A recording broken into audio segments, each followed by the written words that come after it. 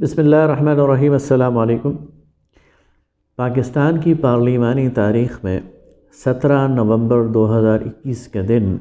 یقیناً ایک سیاہ دن کے طور پر یاد رکھا جائے گا۔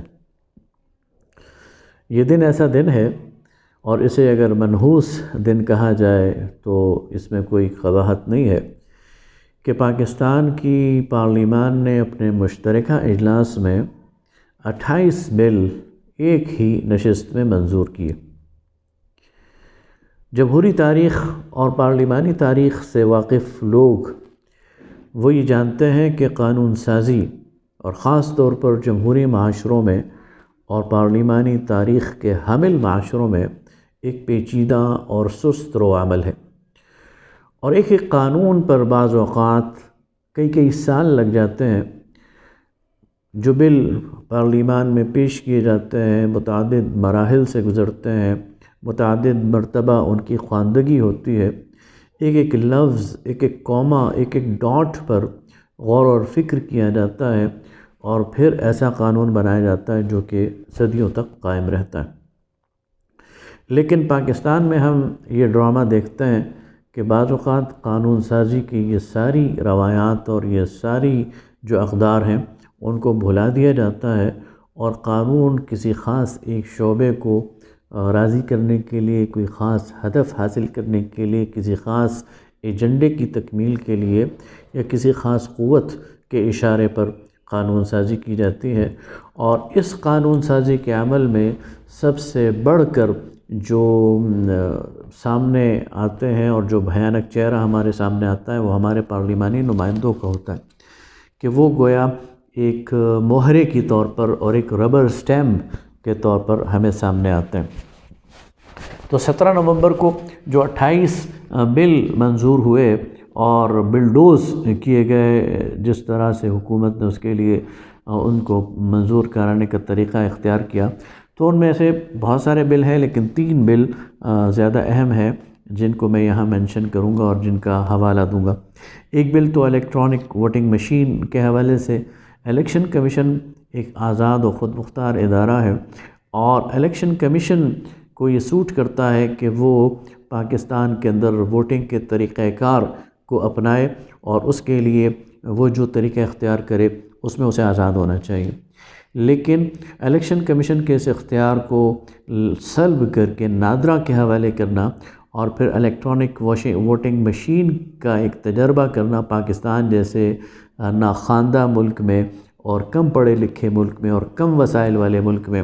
یہ ایک ایسی بات ہے کہ جو آج ہمیں سمجھ نہیں آ رہی، اور اس الیکٹرانک مشین کے پیچھے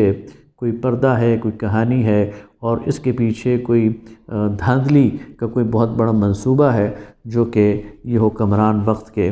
وہ حاصل کرنا چاہتے ہیں اور اقتدار پر اپنی گرفت کو مضبوط کرنا چاہتے ہیں۔ اس لیے اس بل کے ذریعے ایک تو الیکشن کمیشن کے اختیارات کو ختم کیا گیا یا کم کیا گیا، اور دوسری طرف ایک ایسی چیز انٹروڈیوس کرائی جا رہی ہے جس پر بہت سارے سوالیہ نشان اٹھائے جا رہے ہیں،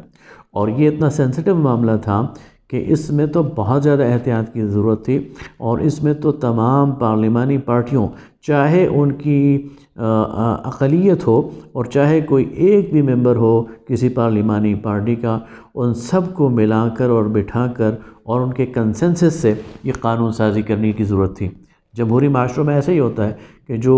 سنجیدہ مسائل ہوتے ہیں، جو مشترک مسائل ہوتے ہیں، جن پر الیکشن کا دار و مدار ہوتا ہے، جن پر حکومتوں کے آنے اور جانے کا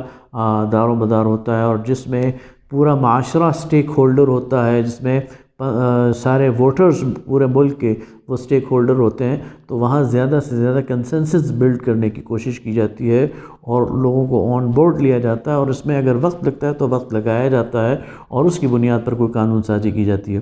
یہ جو قانون سازی کی گئی ہے یہ صرف ایک فریق کی بات کو سنا گیا ہے اور ایک فریق کے اس میں فائدے اور نقصان کو دیکھا گیا ہے، اور باقی اپوزیشن کو سراسر نظر انداز کر دیا گیا ہے۔ ساتھ ہی ساتھ الیکشن کمیشن کے جو تحفظات تھے ان کو بھی نظر انداز کر دیا گیا، اور بلڈوز کر کے اس کو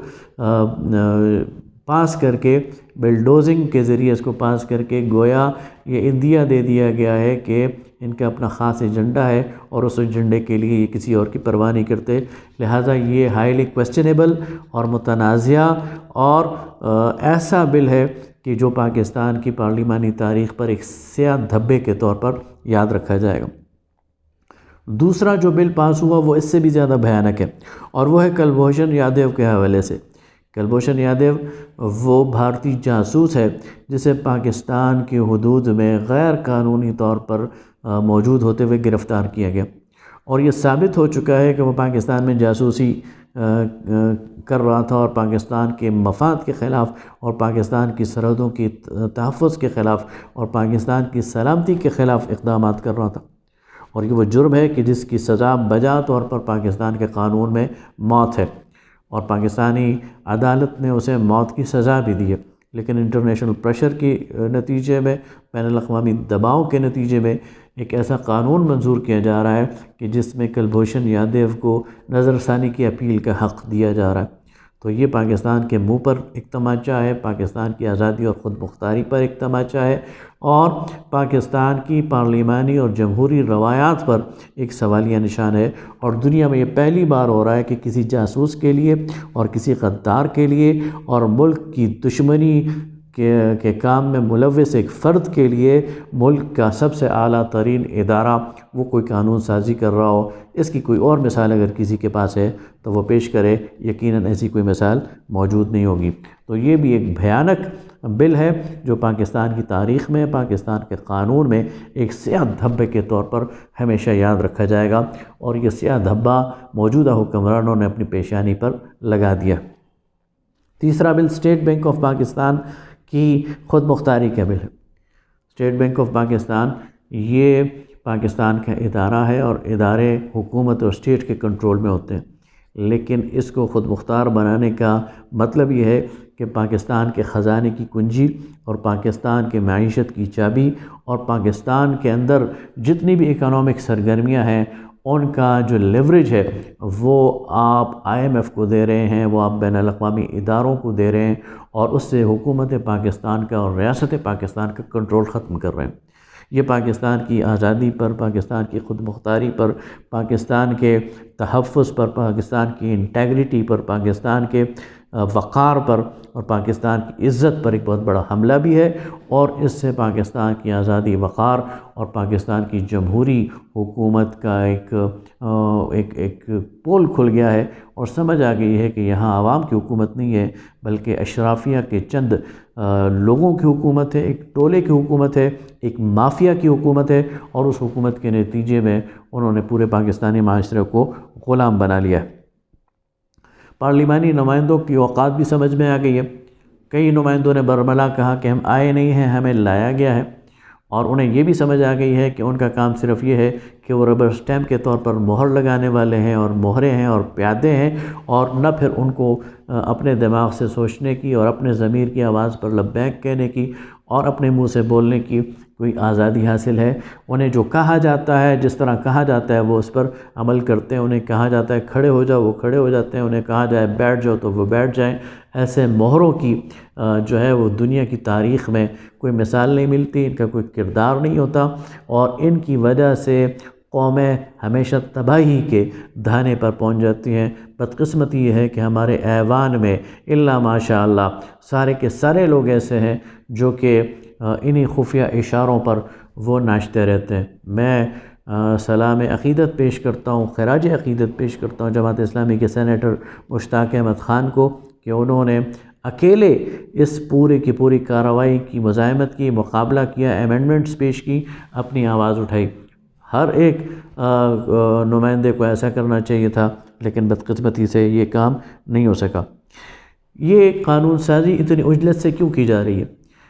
یوں لگ رہا ہے کہ نظام کو لپیٹنے کی تیاری ہو رہی ہے، یوں لگ رہا ہے کہ انہی حکمرانوں کو واپس بھیجوانے کی تیاری ہو رہی ہے، ان کی گارنٹی پوری ہو چکی ہے، اور ان سے ان کے ذمے جو کام ہے وہ جلدی جلدی کروایا جا رہا ہے۔ لہٰذا ان حکمرانوں کو بھی ہم دعوت دیتے ہیں کہ اللہ تعالیٰ نے اگر آپ کو حکومت دی ہے، اقتدار دیا ہے، موقع دیا ہے، تو کچھ اپنی ٹانگوں میں جان پیدا کریں، گھٹنوں میں پانی پیدا کریں، کھڑے ہو کر اس ملک اس ملک کی کوئی سمت متعین کرنے کی کوشش کریں، اس ملک کو کسی کنارے لگانے کی کوشش کریں۔ لیکن اگر اسی طرح ایک بے ضمیر ٹولے کی طرح اور ایک بے سمت ٹولے کی طرح آپ نے اس اقتدار کو جہاں اس کے مینیجرز لے کے جانا چاہیں، جہاں اسٹیبلشمنٹ لے کے جانا چاہے، جہاں بین الاقوامی ادارے لے کے جانا چاہیں، اس کو لے کے جانے دیا تو پھر آپ کا بھی نام نہیں ہوگا، اور رہتی دنیا تک یہ تاریخ آپ کو اچھے نام سے یاد نہیں رکھے گی۔ تاریخ آپ کو تب اچھے نام سے یاد رکھے گی جب آپ مزاحمت کریں گے، کھڑے ہو جائیں گے، پاکستان کے وقار کے لیے، خود مختاری کے لیے اپنا رول ادا کریں گے۔ میں پارلیمنٹیرینز سے بھی کہتا ہوں، قومی اسمبلی کے ممبران سے بھی کہتا ہوں، سینیٹرز سے بھی کہتا ہوں کہ اللہ تعالیٰ نے آپ کو یہ 5 سال 6 سال کا جو موقع دیا ہے، اس کو غنیمت جانیں۔ بہت سارے سینیٹرز آئے اور چلے گئے، بہت سارے قومی اسمبلی، صوبائی اسمبلیز کے ممبران آئے، چلے گئے۔ آپ کو یاد رکھا جائے گا اگر آپ پاکستان کی آزادی اور خود مختاری کے لیے بات کریں گے، اور اگر آپ اسی طرح بھیڑ چال چلتے رہے، اگر آپ اسی طرح مہرے اور پیادے بنتے رہے، اور آپ اسی طرح ربر سٹیمپ بنتے رہے، تو پھر آپ کو غلاموں کی فہرست میں شامل کیا جائے گا، بے ضمیروں کی فہرست میں شامل کیا جائے گا، اور پاکستان کی تباہی اور بربادی کا ذمہ دار قرار دیا جائے گا۔ بہت شکریہ۔